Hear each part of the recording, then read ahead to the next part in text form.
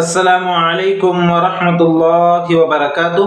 محترم عزیزوں اور دوستو، کیا کسی ایسے جانور کی قربانی درست ہے جسے بچپن ہی میں خصی کر دیا گیا ہو؟ ایام قربانی میں عموماً یہ مسئلہ درپیش ہوتا ہے۔ لوگ پوچھتے ہیں کہ کیا خصی جانور کی قربانی جائز ہے یا نہیں؟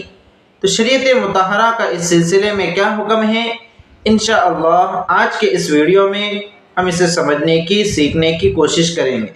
تو یاد رکھیے کہ خصی جانور کی قربانی جائز ہے، درست ہے، صحیح ہے، چاہے وہ بکرا ہو، چاہے وہ دمبا ہو، چاہے وہ مینڈا ہو، چاہے وہ بیل ہو یا بھینسا ہو۔ اس لیے کہ جانور کو جو خصی کیا جاتا ہے یہ گوشت کی عمدگی کے لیے کیا جاتا ہے۔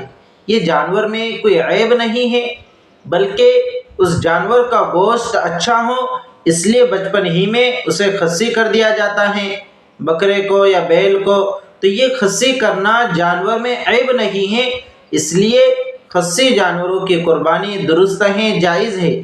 پھر یہ خصی کرنا چاہے کاٹ کر ہو یا کپورے نکال دیے گئے ہوں، ہر صورت میں خصی کیے ہوئے جانور کی قربانی درست ہے، اس میں کوئی حرج نہیں ہے۔ عوام میں یہ جو مشہور ہیں، لوگ کہتے ہیں کہ خصی جانور کی قربانی درست نہیں ہے، جائز نہیں ہے، تو یہ غلط ہے، بلکہ خصی جانور کی قربانی بھی جائز ہے، درست ہے، صحیح ہے۔